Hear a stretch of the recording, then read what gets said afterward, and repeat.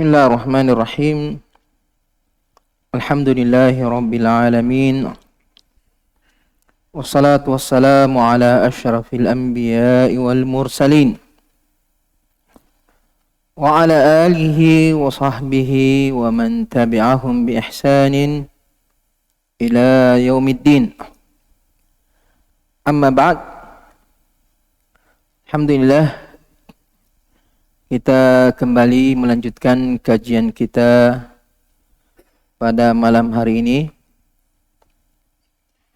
Masih lanjutan pembahasan kitab Sahih Al-Imam Al-Bukhari rahimahullahu ta'ala rahmatan wasi'ah. Dan masih melanjutkan pembahasan kitab As-Sawm.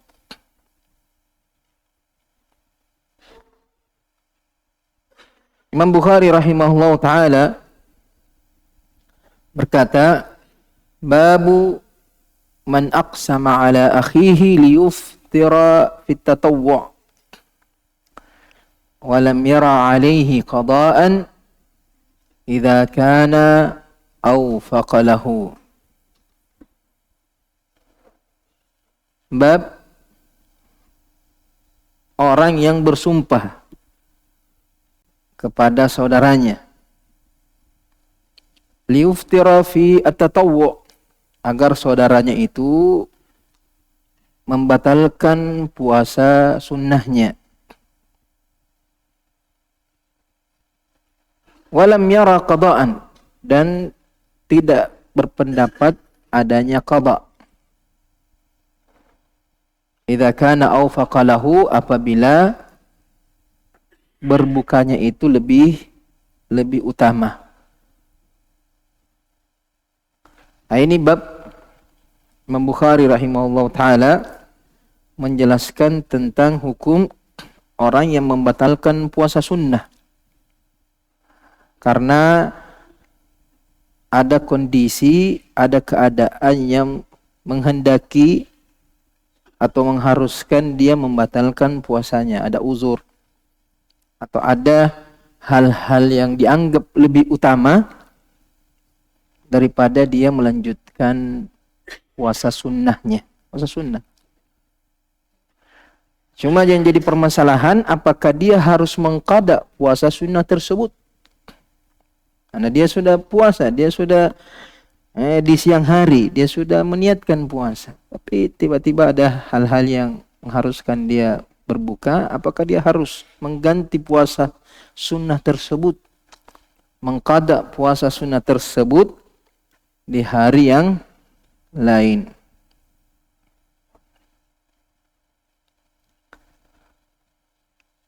Dalam bab ini Imam Bukhari rahimahullah ta'ala meriwayatkan satu hadis. Beliau rahimahullahu ta'ala berkata, haddatsana Muhammad bin Bashar qala haddatsana Ja'far ibn Aun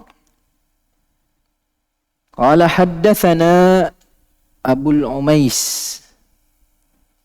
Abul Umais namanya Utbah, an Aun ibni Abi Juhaifah, an abihi, yaitu Abu Juhaifah. Abu Juhaifah namanya Wahab ibn Abdullah As-Suwa'i radhiyallahu ta'ala anhu. Qala, Abu Juhaifah berkata, akha an-nabiy sallallahu alaihi wasallam baina Salman wa Abi Darda. Nabi sallallahu alaihi wasallam mempersaudarakan antara Salman Al-Farisi wa Abi Darda radhiyallahu ta'ala anhuma. Fazara Salmanu Abu Darda.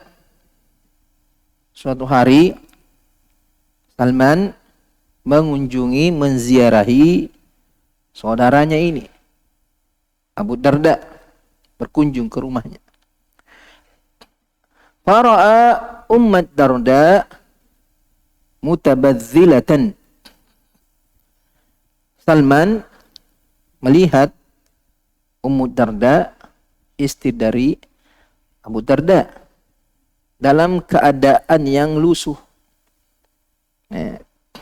tidak berhias, tidak memakai pakaian-pakaian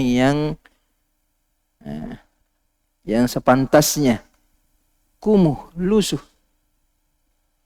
seperti orang yang tidak terurus. Faqala laha,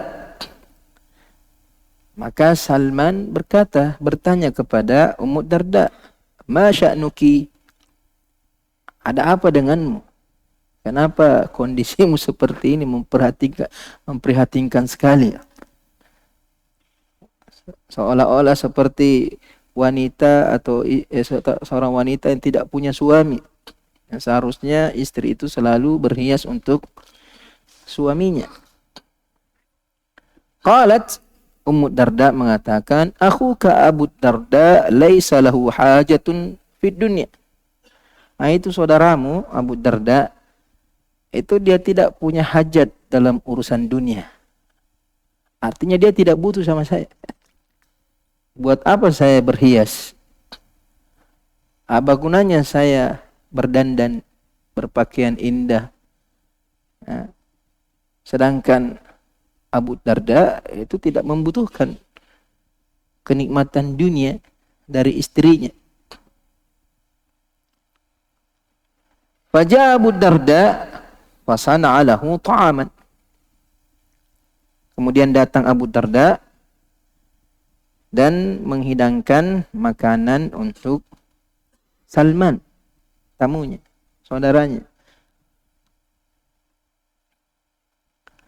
Faqala lahu, Salman berkata kepada Abu Darda, kul. Artinya makan sama-sama. Qala, Abu Darda mengatakan, fa inni sha'im. Hai, saya lagi puasa. Kamu saja makan. Jadi tuan rumahnya puasa. Tamunya disuruh makan. Tamunya mengatakan, makan sama-sama. Tidak, puasa kak. Qala ma ana biakilin hatta ta'kula. Saya tidak makan kalau kau juga tidak makan. Salman mengatakan, saya tidak mau makan kecuali kamu ikut makan bersama saya. Qala fa'akala. Akhirnya Abu Darda makan, membatalkan puasanya. Falamma kana al-lailu dhahaba Abu Darda yaqum. Ketika tiba di malam hari, tiba waktu malam, ini Salman menginap di rumah Abu Darda. Di malam hari, Abu Darda bangkit untuk sholat malam, di awal malam. Faqala, maka Salman mengatakan, nam, tidur. Jangan sholat dulu, pergi tidur. Fanama, akhirnya Abu Darda pergi tidur. Tsumma dhahaba yaqum. Kemudian di pertengahan malam bangun lagi nih Abu Darda, mau lagi salat. Faqala, Salman mengatakan, nam, pergi tidur. Jangan bangun dulu. Falamma kana min akhiril lail, ketika sudah sampai akhir malam, qala Salman, qumil an. Salman kata, bangun, sekarang bangun, pergi salat. Fasallaya, akhirnya mereka berdua salat malam. Faqala lahu Salman, maka Salman menasihati Abu Darda, inna li rabbika 'alaika haq. Sungguhnya Rabbmu Allah Subhanahu wa taala itu punya hak atasmu. Kita sebagai hamba punya kewajiban yang harus kita penuhi, haknya Allah Subhanahu wa taala. Sebagai Rabb kita, Allah punya hak. Dan kita sebagai hamba punya kewajiban kepada Allah Subhanahu wa taala. Wa li nafsika 'alaika haq. Tapi bersamaan dengan itu, dirimu sendiri itu juga punya hak terhadap dirimu. Fisikmu, matamu, itu juga punya hak yang harus kita tunaikan. Wali ahlika 'alaika haqq, dan istrimu, keluargamu itu juga punya hak terhadap engkau. Engkau juga punya kewajiban yang harus dipenuhi kepada istri dan keluarga, anak-anak. Fa'ati kulli dzi haqqin haqqah. Maka berikanlah kepada setiap yang punya hak sesuai dengan haknya. Ya, jangan haknya saja Allah kamu tunaikan, tapi haknya dirimu, haknya keluargamu itu engkau sia-siakan. Harus diseimbangkan. Setiap yang punya hak terhadap diri kita harus kita tunaikan hak tersebut. Fa'atan Nabiya sallallahu alaihi wasallam fa dzakara dzalika lahu. Kemudian Abu Darda mendatangi Nabi sallallahu alaihi wasallam dan menceritakan kejadian tersebut. Saya puasa, disuruh buka. Saya mau salat, disuruh tidur. Faqala lahu Nabi sallallahu alaihi wasallam, maka Nabi sallallahu alaihi wasallam bersabda, "Sadaqa Salman." Salman pada waktu itu adalah yang benar. Sikap Salman dan ucapannya itu adalah sikap yang benar, ucapan yang benar. Ini dari hadis ini banyak faedah yang bisa kita petik. Di antaranya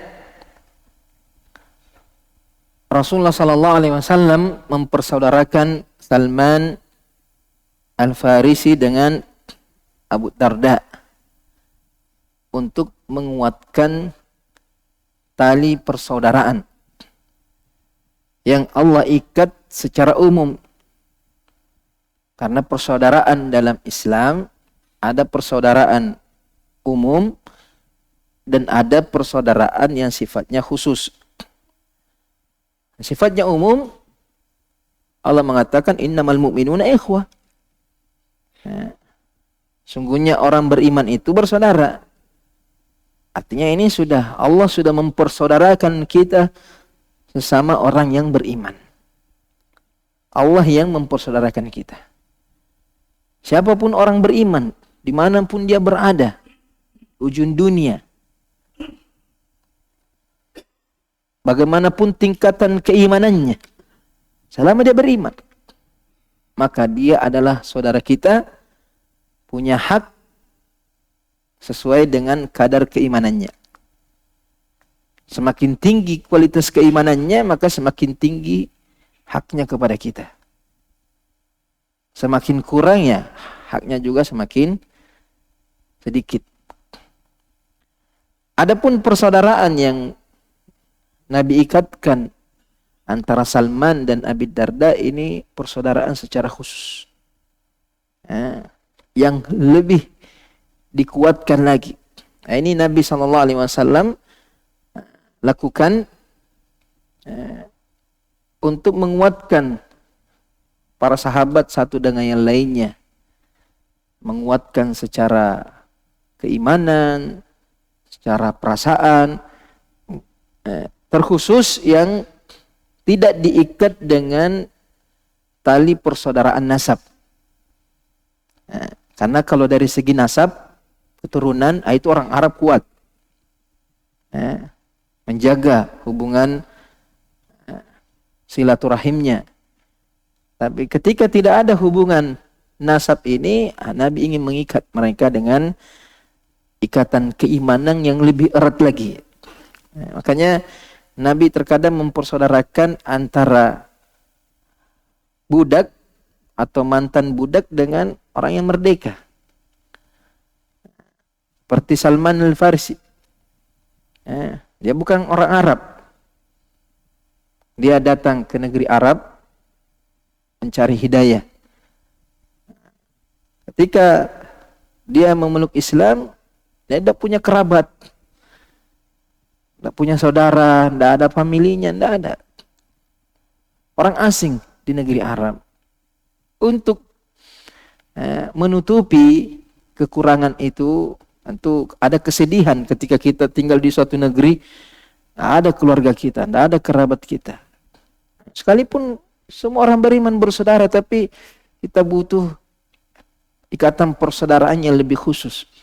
Nah, itulah Nabi mempersaudarakan Salman dengan Abi Darda. Nah, ini menunjukkan pentingnya kita menjaga persaudaraan. Menjaga persaudaraan keimanan. Bisa juga menjaga persaudaraan secara khusus. Teman yang lebih akrab dari teman-teman yang lainnya. Makanya Nabi SAW bersabda, "Idza ahabba ahadukum akhahu fillah falyu'allimhu." Apabila seorang di antara kalian mencintai saudaranya dalam keimanan di atas cinta kepada Allah, maka hendaklah dia menyampaikannya. Ini persaudaraan khusus. Fa innahu abqa fil ulfa wa athbatu fil mawaddah. Itu lebih mengekalkan kasih sayang dan lebih menguatkan rasa cinta. Tentunya ini tidak boleh sembarangan. Kalau persaudaraan keimanan ya semuanya orang beriman, sekalipun dia pelaku maksiat saudara kita. Tapi persaudaraan khusus ini tidak boleh sembarangan. Makanya Nabi SAW mengatakan, la tusahib illa mu'min wa la ya'kul ta'amaka illa taqi. Nabi mengatakan jangan bersahabat, berteman secara umum kecuali orang yang beriman. Dan jangan ada yang makan makananmu, artinya kau bawa ke rumah, bermalam. Artinya hubungan yang lebih dekat kecuali yang bertakwa. Yang betul-betul kita bisa mengambil manfaat dari ketakwaannya. Yang bisa lebih mendekatkan diri kita kepada Allah Subhanahu wa Ta'ala. Karena tentunya teman semakin dekat itu pengaruhnya lebih kuat. Kata Nabi, almar'u ala dini khalilih falyanzur ahadukum man yukhaliluhu. Seorang itu dipengaruhi dengan temannya, teman dekatnya, khalilnya. Orang yang setiap hari kita temani, yang akrab, yang selalu bersama, bahkan selalu berkunjung, menginap, sekamar. Ini ada pasti di antara kita ada teman-temannya ini. Teman-teman akrabnya, bestinya istilahnya zaman sekarang itu. Semuanya teman, tapi untuk ini dia lebih spesial. Itu harus lebih selektif. Kemudian di sini Salman menziarahi saudaranya. Itu di antara hak saudara itu saling mengunjungi, saling menziarahi. Makanya ini ibadah yang banyak dilalaikan, saling menziarahi, banyak disepelekan. Apalagi kalau niatnya karena Allah Subhanahu wa Ta'ala, bukan kepentingan dunia. Biasanya kita kalau ziarah ya ada kepentingan dunia, ada utangnya mau ditagih, ada makan-makan. Tapi kalau berkunjung sebatas karena rindu di atas keimanan, karena ingin mendapatkan pahala dari Allah, bukan karena dunia, ini yang mungkin jarang. Makanya Nabi SAW mengisahkan seorang yang mengunjungi saudaranya di negeri, di satu kampung yang jauh. Maka Allah Subhanahu wa Ta'ala mengutus seorang malaikat atau malaikat dalam wujud manusia, mendatanginya di pertengahan jalan, bertanya, "Aina turid? Kau mau kemana?" Katakan, "Uridu an azura akhal li fi hadhil qarya." Saya mau mengunjungi saudara saya di kampung ini. Kata malaikat ini, "Hallaka alaihi min ni'matin tarbuha." Apakah kamu punya kenikmatan dunia yang kamu inginkan darinya. Artinya kamu ada urusan dunia kah? Bisnis kah? Ada racik-racik mau didapatkah? Kalau lihat temannya, weh ada anunya itu, mencari pisau racik-raciknya dulu. Baru berkunjung kalau ada dunianya. Kata orang inilah, ghaira anni ahbabtuhu fillahi azza wa jalla. Saya tidak mengunjunginya kecuali karena saya mencintai dia karena Allah Subhanahu wa taala. Tidak ada urusan dunia, tidak ada kenikmatan dunia yang saya harapkan. Cuma ingin mendapatkan pahala mengunjungi karena Allah Subhanahu wa taala. Maka malaikat itu mengatakan, fa inni rasulullah ilaik, saya ini utusannya Allah kepadamu, bi anna Allah qad ahabbaka kama ahbabtahu fi. Menyampaikan kepadamu bahwasanya Allah telah mencintai engkau sebagaimana kau mencintai saudaramu. Itu bayangkan, kita bisa mendapatkan cintanya Allah hanya dengan menziarahi saudara kita yang kita cintai karena Allah Subhanahu wa taala. Dan Nabi SAW mengatakan, zur ghibban tazdad hubban. Seringlah berziarah sekali. Jangan juga tiap hari datang. Memberatkan itu. Tuan rumah ini bukan ziarah, pindah rumah kok nanti. Apa itu? Ghibban artinya sesekali saja. Kalau lama-lama lagi tidak ketemu, rindu-rindu lagi. Ingin saling menguatkan, apalagi kalau kita merasa lobet-lobet kini mantai ini. Kunjungi saudara-saudara kita. Mungkin bisa kita lagi kenang-kenang masa-masa kajian dulu. Mana ini, bagaimana? Masih sering murajaah atau bagaimana? Masih aktif di kajian. Jangan sampai sudah tenggelam di dunia. Tenggelam dengan kenikmatan dunia. Masalah untuk kita, masalah untuk dia juga. Banyak mungkin teman-teman kita yang sama-sama dulu kita kajian-kajian, mungkin sudah lama tidak ketemu. Coba cari-cari tahu itu. Tanya-tanyakan kabarnya. Datangi. Kalau tidak ada kontak-kontaknya, datangi. Mungkin pernah ke rumahnya dulu, datangi. Itu bisa menambah kasih sayang, rasa cinta.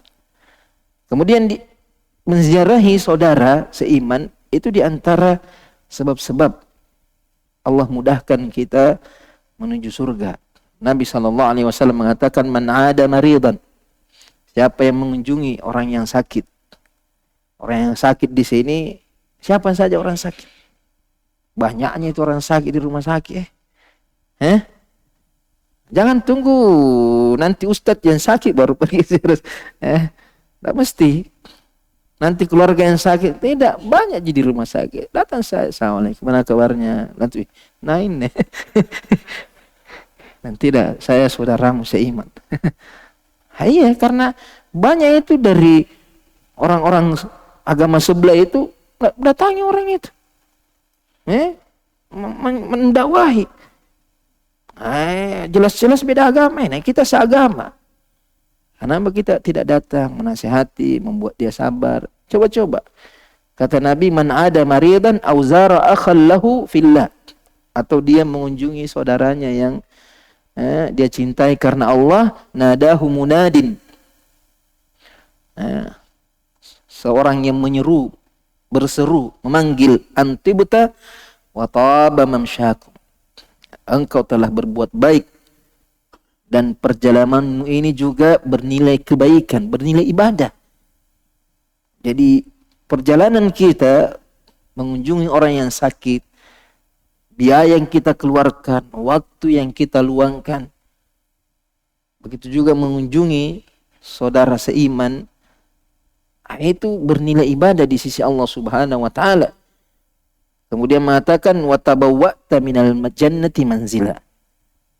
Engkau telah memesan, sudah nakaplin itu. Kamu sudah mendapatkan tempat di surga.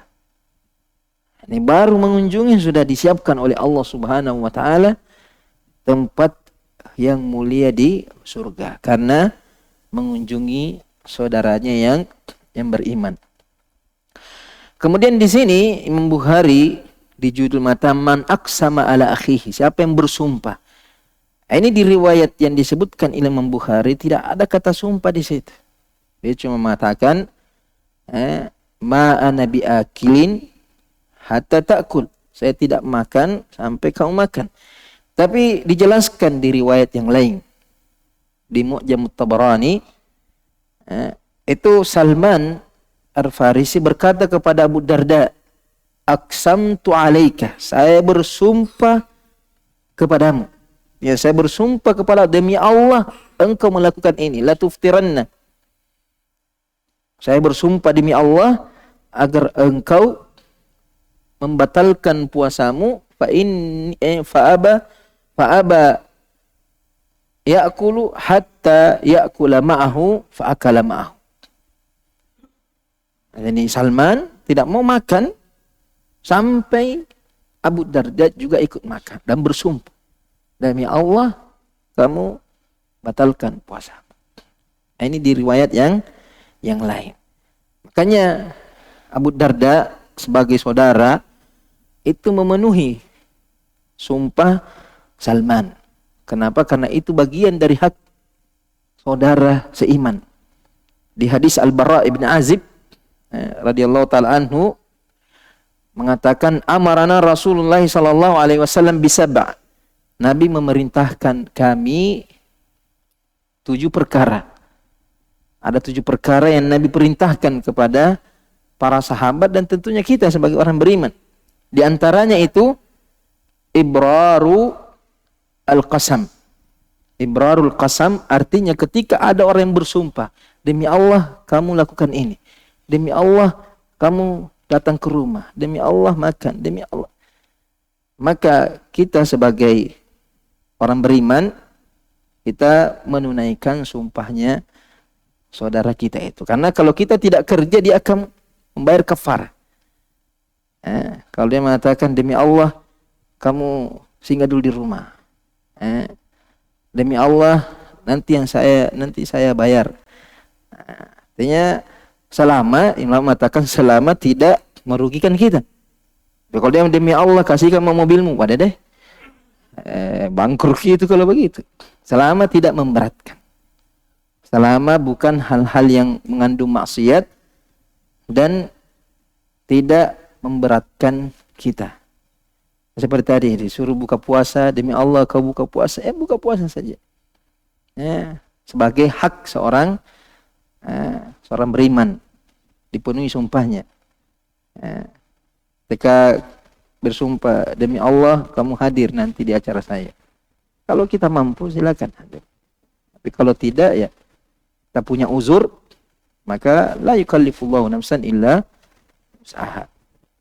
Makanya Abu Darda membatalkan puasanya karena maslahat ini. Maslahat hak saudaranya dan untuk melepaskan sumpahnya Salman Al-Farisi radhiyallahu taala anhu. Kemudian hukum membatalkan puasa sunnah.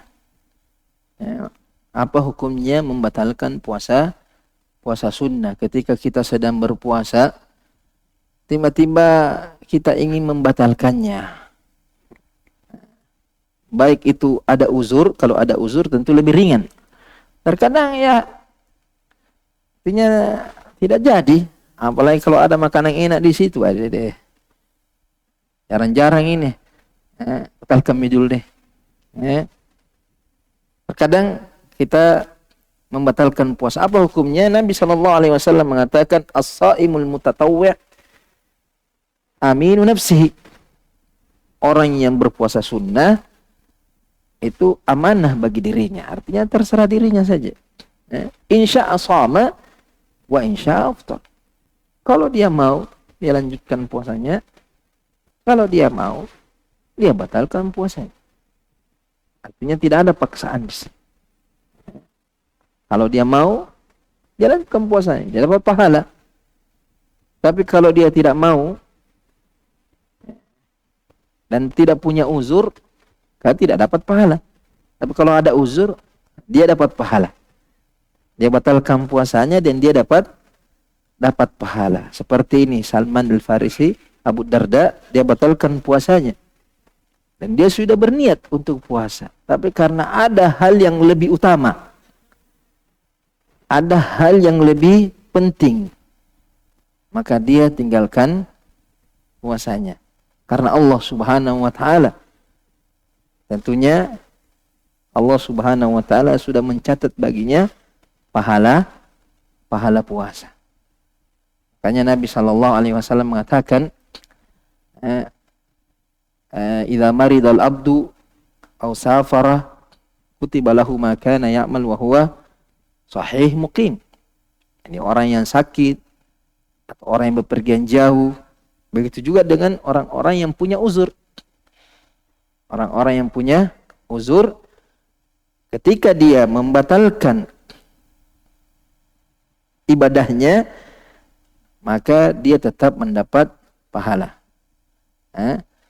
Makanya dalam hadisnya Ibn Abbas itu, man hamma bihasanatin falam ya'malha kutiba lahu hasanah. Ini siapa yang berniat ingin melakukan suatu kebaikan, ternyata ada halangannya, maka dicatat baginya kebaikan tersebut. Seolah-olah dia sudah mengamalkan ibadah tersebut. Apalagi kalau dia sudah di pertengahan puasanya.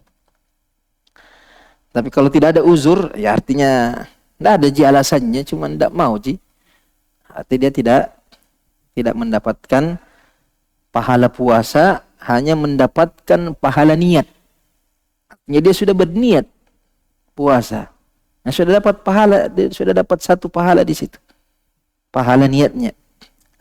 Bukan pahala puasa karena dia tidak puasa. Beda orang yang meninggalkan puasa karena ada uzur. Dia mau sekali puasa tapi karena ada halangan dia tidak puasa. Makanya sudah dicatat pahala puasa. Dia sudah dapatkan pahala puasa. Kalau dia batalkan tanpa ada uzur, maka dia cuma dapat pahala niatnya saja. Pahala sudah meniatkan kebaikan. Tapi tidak dapat pahala sempurna dari ibadah tersebut. Kemudian pertanyaannya, apakah orang yang membatalkan puasa sunnahnya harus mengqada seperti yang disebutkan oleh Imam Bukhari? Maka ada qada bagi orang yang membatalkan puasa sunnahnya. Puasa sunnah apa saja? Apakah puasa sunnah mutlak atau puasa sunnah waktu-waktu tertentu? Puasa-puasa yang di hari-hari tertentu. Puasa Arafah, puasa Syawal, puasa Senin Kamis. Pokoknya dia puasa hari Senin, ternyata dia tidak lanjutkan. Apakah dia harus mengqadanya nanti hari Selasa? Dia ganti. Nah, kalau hari Senin, biasanya hari Senin dia rutin puasa Senin. Jadi dia ganti di hari Selasa. Ada beberapa pendapat ulama di sini. Yang pertama, dia wajib mengqadanya. Nah, ini pendapat ini dikuatkan oleh Imam Abi Hanifah. Bahwa orang yang melakukan amalan sunnah, dia wajib menyelesaikannya. Kalipun amalannya sunnah, tapi kalau sudah mau kerja, tidak boleh dia batalkan. Kalau dia batalkan, dia harus mengqadanya. Baik itu puasa ataupun salat. Di antara dalilnya firman Allah Subhanahu wa taala, "Wala tubtilu a'malakum." Jangan kalian membatalkan amalan kalian. Ini ada larangan. Al-aslu fin nahi tahrim. Hukum asalnya larangan itu haram. Ketika kalian beramal, jangan batalkan amalan kalian. Baik amalan wajib maupun amalan sunnah. Kemudian ada hadis secara khusus, hadis Aisyah radhiyallahu taala anha, ketika Aisyah dan Hafsah berpuasa sunnah, didatangkan makanan, kemudian memakannya.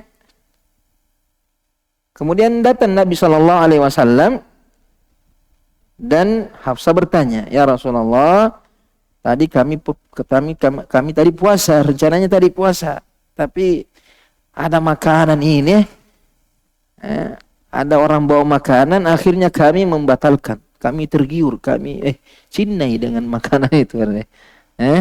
Kalau tidak dibatalkan ini habis ini. Ada yang makan. Akhirnya kami batalkan puasa kami. Apa hukumnya Rasulullah? Kata Rasulullah, iqdiya yauman akhar makana. Saya mengatakan ganti, kalian berdua ganti di hari yang lain sebagai penggantinya. Ada perintah dari Nabi Sallallahu Alaihi Wasallam untuk mengganti, dan hukum asalnya perintah adalah wajib. Kemudian ada juga hadis Aisyah radhiyallahu taala anha, Rasulullah Sallallahu Alaihi Wasallam bertanya kepada istrinya, atau bertanya ke istri Nabi, menyampaikan kepada Nabi bahwasanya ada makanan. Ini menunjukkan bahwasanya biasanya tidak ada makanan. Jadi ketika ada makanan disampaikan kepada Nabi Sallallahu Alaihi Wasallam. Maka Nabi mengatakan qaribuhu, coba hidangkan, coba perlihatkan. Kemudian Nabi Sallallahu Alaihi Wasallam setelah melihat makanan tersebut mengatakan, inni qad kuntu aradtu shaum. Tadi itu saya berniat untuk puasa, saya mau puasa. Walakin asumu yauman makana. Tapi nanti saya ganti puasa di waktu yang lain. Dan saya batalkan ini hari puasa saya, nanti saya ganti di hari yang lain. Kemudian pendapat ini juga menyamakan dengan ibadah haji dan umrah.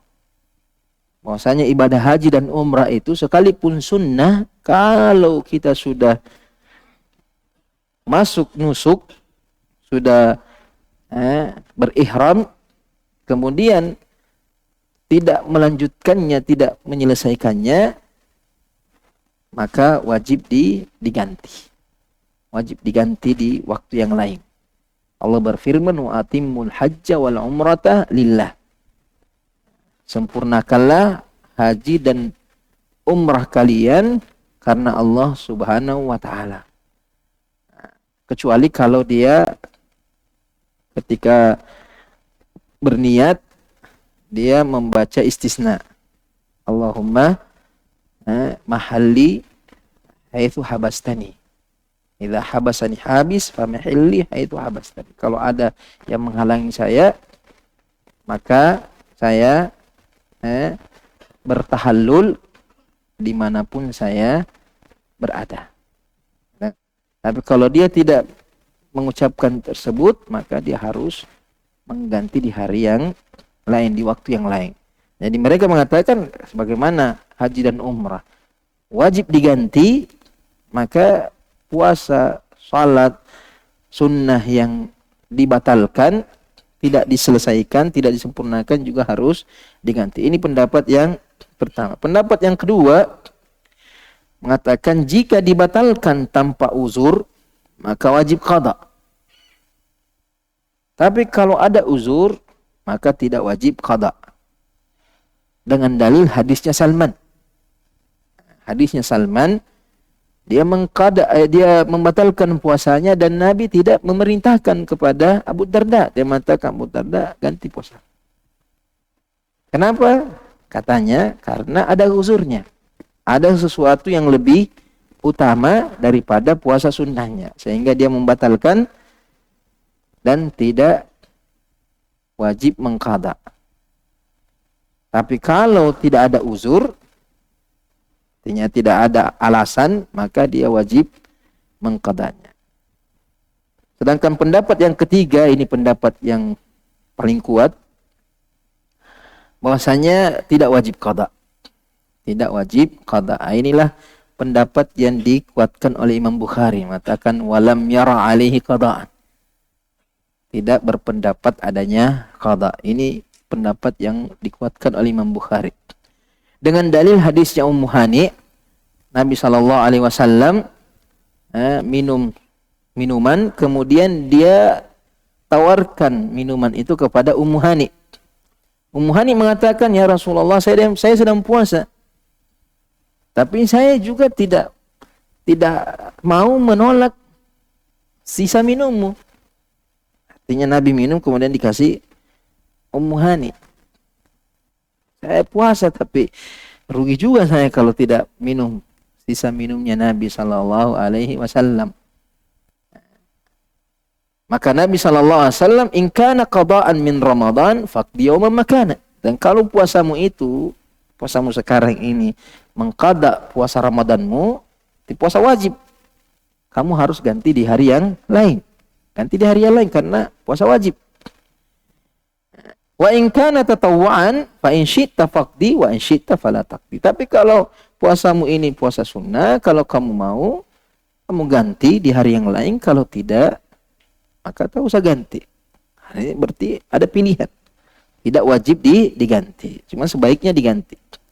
Kemudian ada hadis Abi Sa'id Al-Khudri ketika disuguhkan makanan bersama para sahabat, ada seorang sahabat di situ tidak mau makan, mengatakan saya sedang puasa.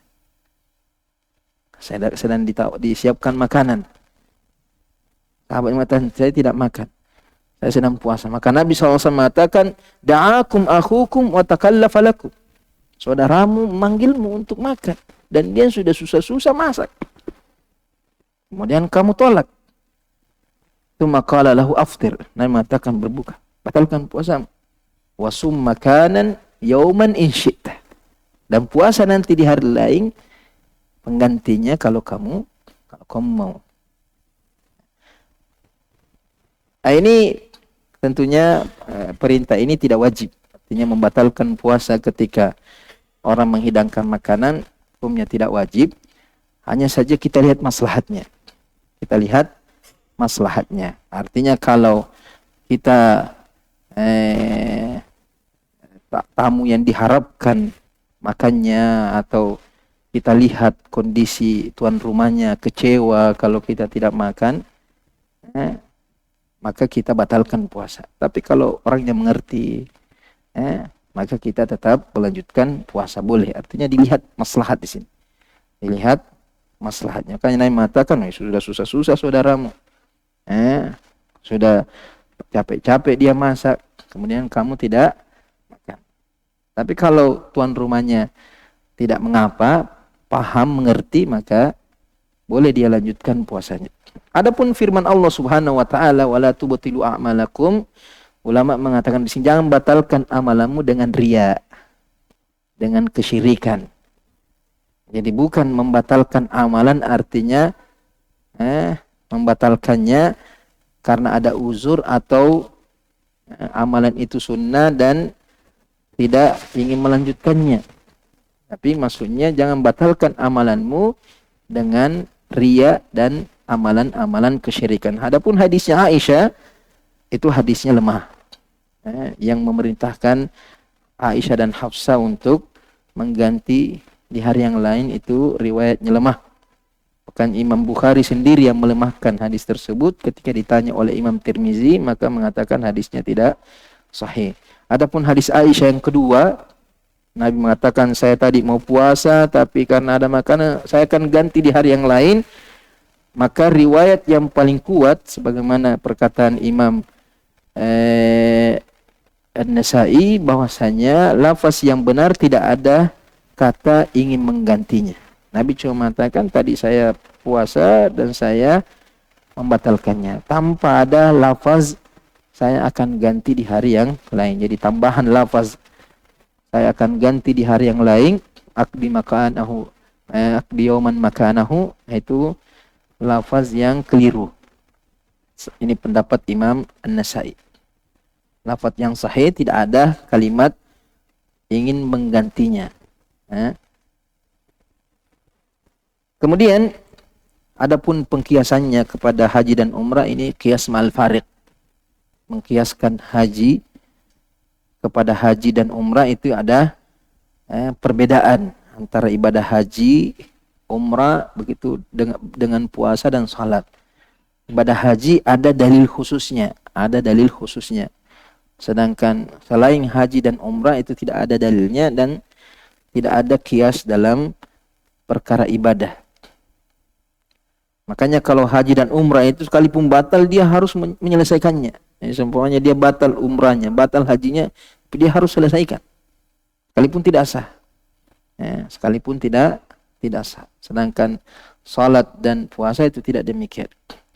Kemudian hadis ini juga menunjukkan keutamaan memberi makan, keutamaan bolehnya seorang itu bermalam di rumah saudaranya selama aman dari fitnah. Kemudian keutamaan salat malam ada juga dalam hadis ini, dan diutamakan itu salat di akhir malam. Kemudian wajibnya kita menunaikan hak-hak Allah Subhanahu wa taala. Adapun haknya tubuh nanti ada di bab selanjutnya tentang haknya tubuh yang harus kita penuhi. Begitu juga hak keluarga, itu di bab juga beberapa bab selanjutnya. Begitu juga dengan hak tamu. Nanti ada bab khusus tentang semua ini. Kemudian bab selanjutnya yang disebutkan oleh Imam Bukhari yaitu bab Shaumi Sya'ban. Bab tentang puasa Sya'ban.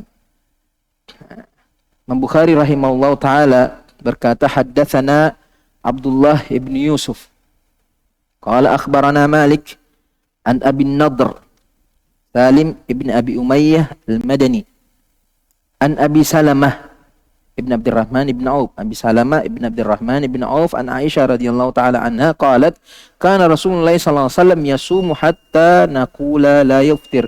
Nabi berpuasa sampai kami mengatakan dia tidak pernah berbuka. Wa yuftiru hatta naqula la yasum. Beliau berbuka sampai kita menganggap bahwa Nabi tidak pernah puasa. Wa ma ra'aitu Rasulullah SAW istakmala siyama syahrin illa Ramadan. Saya tidak pernah melihat Nabi SAW menyempurnakan puasa 1 bulan kecuali bulan Ramadan, 1 bulan penuh. Wa ma ra'aituhu aktsara siyaman minhu fi Sya'ban, dan saya tidak pernah melihat Nabi lebih banyak berpuasa dari bulan Sya'ban. Azan dulu, kemudian nanti kita lanjut sedikit.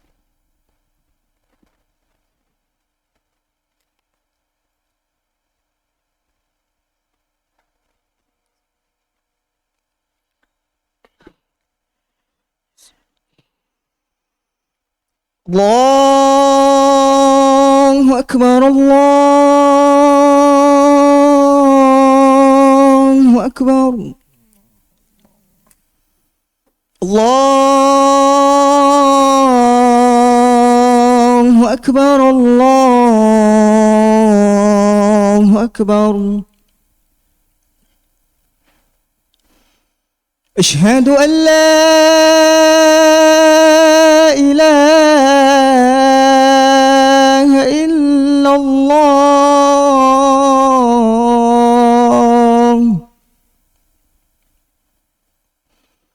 Asyhadu an la ilaha illallah.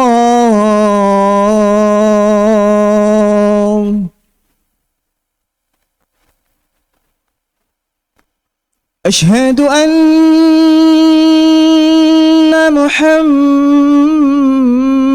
رسول الله.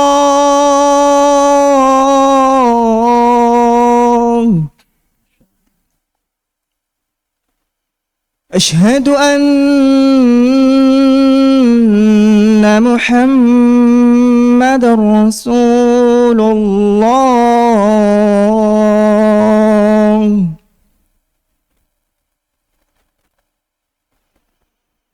حي على الصلاة.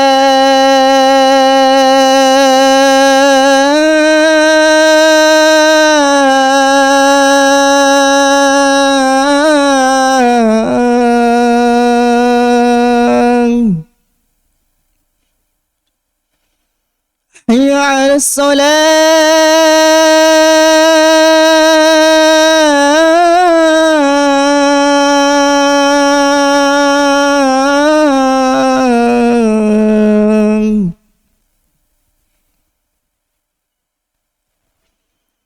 حي على الفلاح.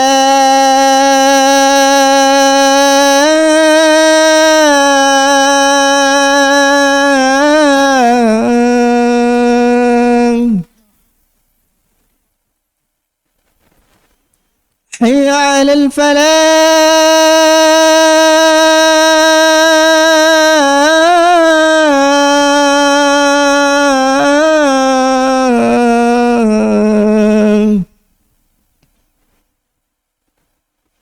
الله أكبر الله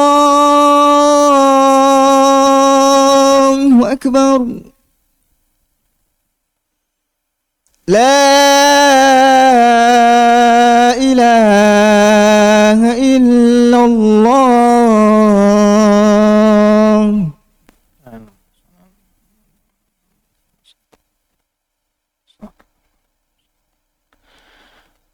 Kemudian hadis yang kedua yang disebutkan oleh Imam Bukhari dalam bab ini, beliau mengatakan haddatsana Muadz ibnu Fadalah qala haddatsana Hisham ad-Dastuwai an Yahya ibn Abi Katsir an Abi Salamah. Abi Salamah yang tadi di atas itu Ibn Abdurrahman ibn Auf an Aisyah radhiyallahu taala anha. Qalat, Aisyah berkata, lam yakunin Nabi sallallahu alaihi wasallam yasumu syahran aktsara min Sya'ban. Nabi tidak pernah puasa lebih banyak daripada puasa Sya'ban. Kecuali Ramadan seluruhnya. Ke Sya'ban banyak melakukan puasa dibandingkan bulan-bulan yang lainnya. Wa kana yasumu Sya'bana kullahu. Nabi SAW berpuasa di bulan Sya'ban seluruhnya. Tapi ada riwayat illa qalilan. Artinya sini kullahu artinya mubalaghah. Artinya seolah-olah seluruhnya, padahal tidak. Nabi tidak puasa seluruhnya. Karena di awal tadi mengatakan seperti itu. Aktsara min Sya'ban. Ini hanya sebagai penekanan. Saking banyaknya puasa Nabi di bulan Sya'ban. Wa kana yaqul, Nabi sallallahu alaihi wasallam bersabda, khudhu minal a'mali ma tutiqun. Lakukan amalan-amalan sesuai dengan kemampuanmu. Artinya Nabi SAW memberikan kita teladan dalam beribadah, kadang level yang tertinggi, kadang level yang sedang, kadang level yang terendah. Sehingga kita sebagai umatnya itu bisa meneladani beliau dalam segala kondisi. Seandainya Nabi contohkan yang tinggi-tinggi semua, pasti ada di antara kita kewalahan, kita tidak bisa contoh Nabi ini. Tapi Nabi kadang yang terbaik, lakukan yang paling yang terbaik, terkadang sekali yang sedang, terkadang yang paling mudah.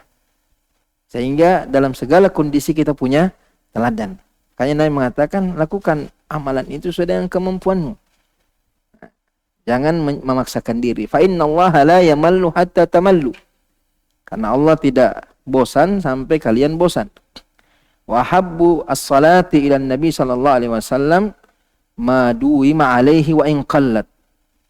Salat yang paling dicintai oleh Nabi SAW yang konsisten sekalipun sedikit. Artinya jangan panjang, banyak rakaatnya tapi sekali setahun. Itu bulan Ramadan. Tapi sekalipun sedikit tapi konsisten. Salat malam, ya kalau cuma bisa satu rakaat saja dulu.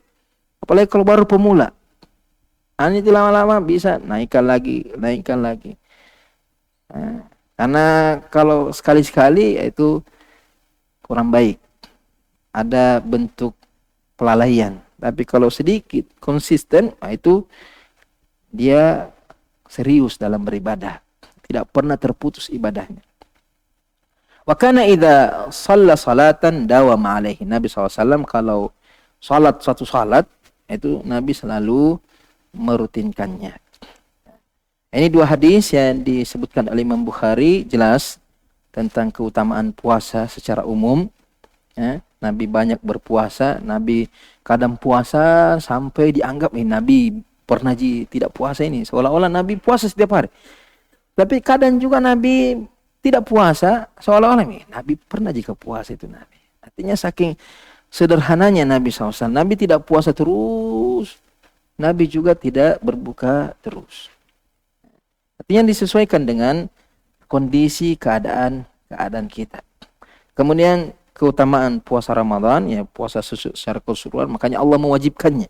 Allah paling senang dengan ibadah yang diwajibkan, karena kalau tidak diwajibkan banyak orang akan melalaikannya. Diwajibkan saja banyak yang tidak puasa, apalagi kalau dikatakan puasa Ramadan sunnah, sudah tidak ada yang orang puasa. Tapi karena Allah sangat cinta, sangat banyak keutamaannya, maka di antara kasih sayangnya Allah wajibkan itu ibadah.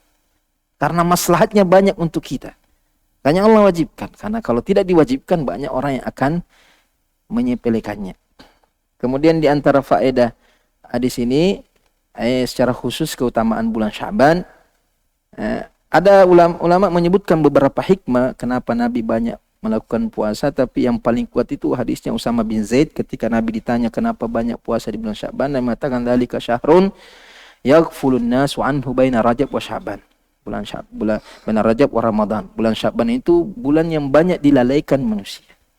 Antara Rajab dan Ramadan. Rajab banyak orang ibadah. Ramadan lebih-lebih lagi. Sya'ban ini banyak orang mengatakan santai-santai dulu. Persiapannya itu ya tidur-tidur dulu, santai-santai dulu. Nanti Ramadan baru digas. Itu tidak seperti itu Nabi. Akhirnya Nabi mengatakan wa huwa syahrun turfa'u fil a'malu ila rabbil alamin. Bulan di mana amal ibadah kita diperlihatkan, dihadapkan kepada Allah Subhanahu wa taala, dilihat. Ulama mengatakan ini Allah periksa amal ibadah kita ini di bulan Sya'ban, pemeriksaan tahunan. Dalam satu tahun ibadah kita bagaimana? Karena ada pemeriksaan tiap pekan. Setiap hari Kamis Allah Subhanahu wa taala juga melihat ibadah hamba-hambanya. Jadi Sya'ban ini untuk tahunannya. Karena mengatakan fa uhibbu an yurfa'a amalin wa nasaim. Saya senang amalan saya diangkat, diperlihatkan kepada Allah dan saya sedang puasa. Artinya amalan terakhirnya itu adalah puasa. Sedangkan Nabi mengatakan innamal a'malu bil khawatim. Sehingga lebih afdal. Kemudian mengkhususkan puasa di pertengahan Sya'ban, ini mengkhususkannya di pertengahan Sya'ban itu sesuatu yang tidak ada tuntunannya. Ada hadisnya tapi sangat lemah, bahkan ulama sebagian mengatakan hadis itu palsu. Itu hadis yang dinisbatkan atau diriwayatkan oleh Ali bin Abi Thalib, bahwasanya Nabi bersabda, "Idza kanat lailatun nisfi min Sya'ban, faqumu lailataha wa sumu yaumaha." Apabila datang malam seperdua Sya'ban, maka salatlah malamnya. Ini salat khusus salat malam, bahkan menghidupkan malam nisfu Sya'ban. Kemudian besoknya puasa. Ini hadis palsu, itu tidak boleh diamalkan. Nabi mengatakan man kadzaba alayya muta'ammidan falyatabawa maq'adahu minan nar. Apalagi banyak khatib-khatib, penceramah-penceramah ini bahannya ini hadis palsu. Sedangkan Nabi mengatakan man haddatsa bi haditsin yara annahu kadzib fa huwa ahadul kadzibain atau ahadul kadzabin. Siapa yang menyampaikan satu hadis dan dia tahu atau ulama menghukumi bahwa hadis itu palsu, maka dia salah satu pendustanya, pemalsunya, termasuk pemalsunya. Hati-hati. Semangat beribadah tanpa memperhatikan sunnah Nabi, mana yang sahih, mana yang tidak sahih, itu berat tanggung jawabnya. Jadi bukan pahala yang dia dapat, justru dosa yang dia dapat. Kenapa? Karena menisbatkan suatu amalan yang bukan dari Nabi SAW. Man amila amalan laisa alaihi amruna fahuwa rad. Masalahnya semangatnya orang beribadah tapi tidak memperhatikan. Ulama mengatakan itu hadis palsu. Terus bertentangan dengan hadis ini. Nabi memperbanyak puasa, bukan cuma 1 hari 1 bulan. Bukan mengkhususkan nisfunya saja. Begitu juga dengan salat malamnya. Jadi menyelisihi sunnah Nabi. Sudah hadisnya palsu dan menyelisihi sunnah Nabi. Adapun orang yang puasa nisfu Sya'ban karena dia puasa Ayyamul Bait, maka itu lain lagi masalahnya. Ayyamul Bait berarti dia mulai dari 13, 14, 15. Sedangkan tidak, cuma 15-nya saja. Itu yang tidak dibolehkan.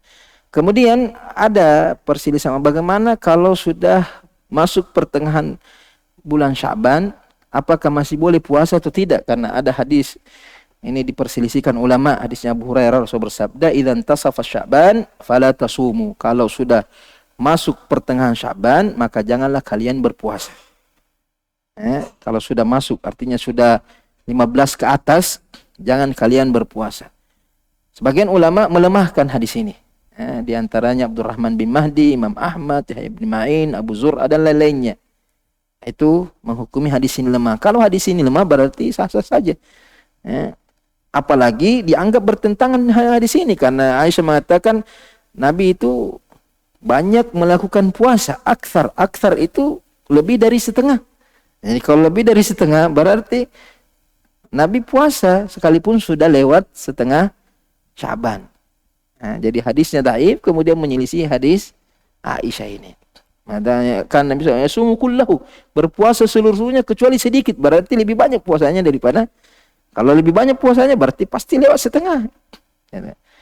Adapun sebagian ulama yang mensahihkannya seperti Imam Tirmidzi, begitu juga dengan Syekh Albani rahimahullah dan ulama yang lainnya mengatakan maksud dari hadis ini apabila sudah pertengahan Sya'ban jangan berpuasa. Ada di antara jawabannya. Artinya kalau selama awal Sya'ban sampai pertengahan tidak pernah puasa, jangan baru mau gaspol pertengahan Sya'ban. Kenapa? Karena dikhawatirkan akan memberatkan dia ketika masuk bulan Ramadan. Kemudian dikhawatirkan juga dia akan menyambung Sya'ban dengan bulan Ramadan. Jadi larangan ini hanya khusus untuk orang yang tidak memulai puasanya di awal bulan Sya'ban. Tapi kalau dia sudah dari awal bulan Sya'ban puasa, maka lanjutkan saja. Dilanjutkan saja puasanya. Ini diantara faedah dari hadis ini. Insyaallah nanti kita lanjut. Bab selanjutnya itu tentang mayuzkaru min syamin wa iftari, tentang bagaimana sifat puasa Nabi, bagaimana berbukanya Nabi, artinya keadaannya Nabi puasa teruskah atau berbuka teruskah, insyaallah nanti itu. Ada beberapa pertanyaan masuk ke sini. Bagaimana dhabit mencintai karena Allah? Dhabitnya tadi karena keimanannya. Dia beriman, maka kita cintai dia. Artinya secara umum. Dia mencintai Allah, kita mencintai dia karena ada keimanannya kepada Allah Subhanahu wa Ta'ala. Itu modal utamanya. Kemudian semakin kuat keimanannya, banyak amal solehnya, banyak manfaatnya, semakin kita cintai dia. Jadi semakin banyak manfaatnya, apalagi manfaat akhiratnya, seperti para ulama, para sahabat, para imam, para dermawan, para orang-orang yang banyak kebaikannya, lebih kita cintai lagi. Termasuk juga kita mencintai karena Allah, karena orang tersebut dicintai oleh Allah. Ini tadi kan amal solehnya, amal ibadahnya.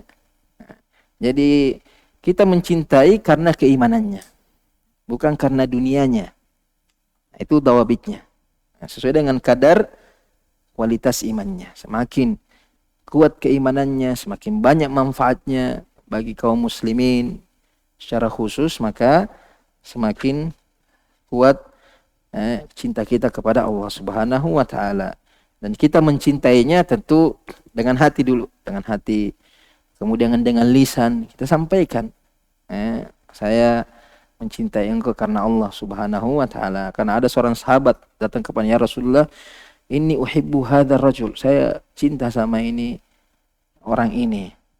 Dan mengatakan, alam tahu, kamu sudah sampaikan kepada dia. Katakanlah, kalau alim, kamu sampaikan ke dia. Cuma kalau di masa sekarang ini, apa ini? Cinta-cinta. Nah, ini karena mereka merusak makna cinta. Makna cinta dalam Islam itu sangat mulia. Cuma zaman sekarang cinta itu maksiat. Apalagi ini tanggal 14 ini mengatakan hari cinta, hari maksiat. Hari haram. Sedangkan Islam cinta itu mulia. Cinta kepada Allah, cinta kepada Rasul, cinta kepada ulama, cinta kepada saudara semuslim. Itu makna yang indah. Tapi karena manusia memahami salah cinta itu. Bahkan mengatakan demi cinta dia berbuat maksiat, selingkuh gara-gara cinta. Cinta lebih dahulukan daripada astagfirullahalazim. Jadi banyak orang memahami cinta sekarang itu maksiat sama dengan maksiat. Tidak ada cinta di atas kemaksiatan. Itu cuma hawa nafsu. Bedakan cinta dengan hawa nafsu. Kemudian pertanyaan selanjutnya tadi, kalau seorang itu bersumpah mengatakan kamu lakukan ini, kemudian tidak bisa kita lakukan, maka kamu datang, kita tidak bisa demi Allah. Kalau dia bersumpah menegaskan sumpahnya, wallahi, dia niatkan sumpah, maka dia harus ganti. Dia harus bayar kafarah. Dia harus bayar kafarah sumpahnya. Kecuali kalau itu termasuk yamin al-laghu. La yu'akhidhukumullahu bil-lagwi fi aimanikum. Aisyah mengatakan ini perkataannya orang Arab, sama tangan la wallahi, bala wallahi, sedikit-sedikit wallahi, wallahi. Tapi itu cuma di lisannya saja, artinya tidak ada niat bersumpah.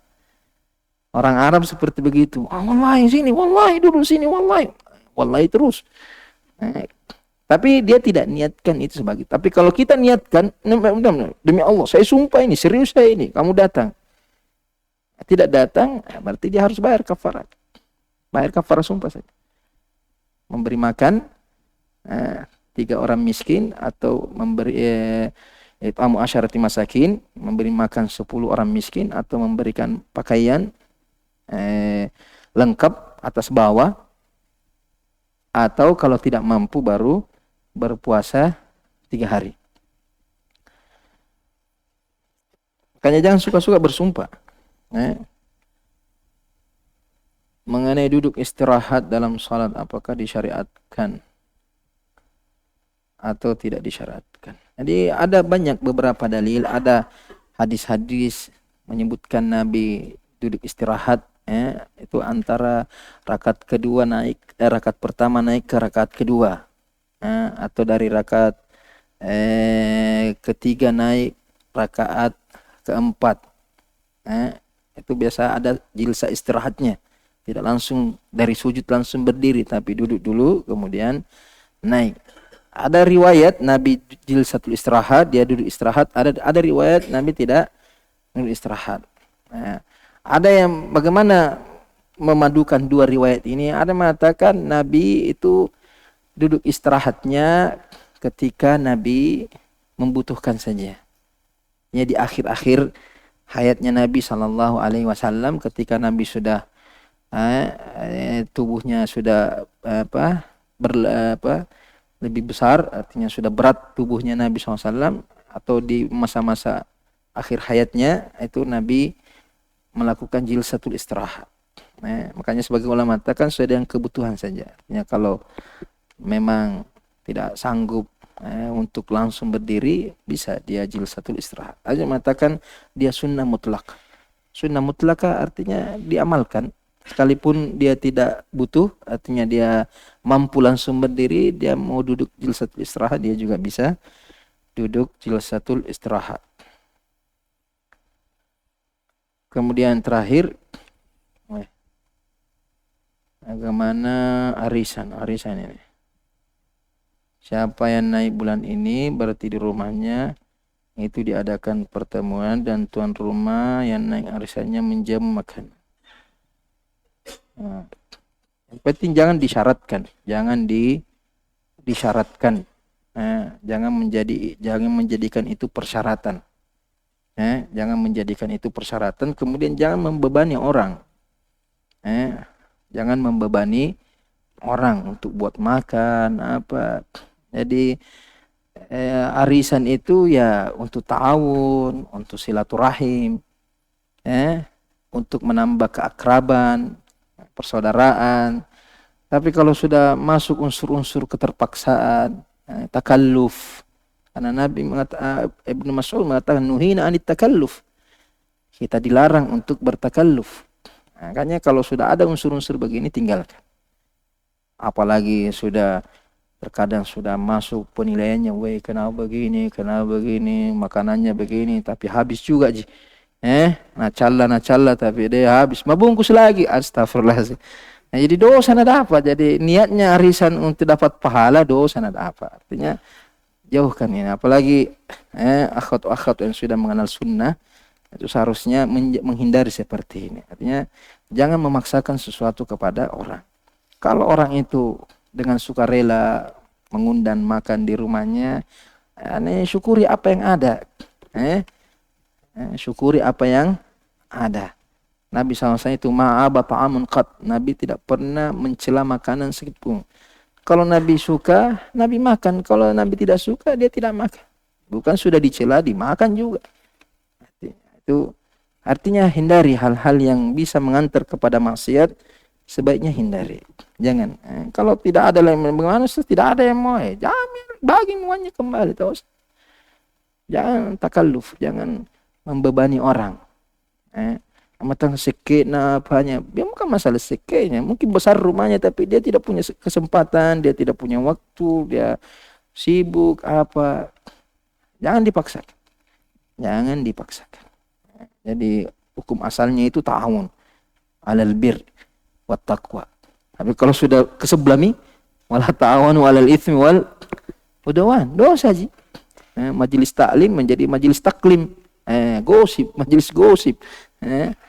Cerita sana, cerita sini, dibahas ini, dibahas itu, keluarganya ini, biar ustaz dah bahas dong, ustaz ini begini, ustaz. Dosa yang dapat. Apalagi udwan.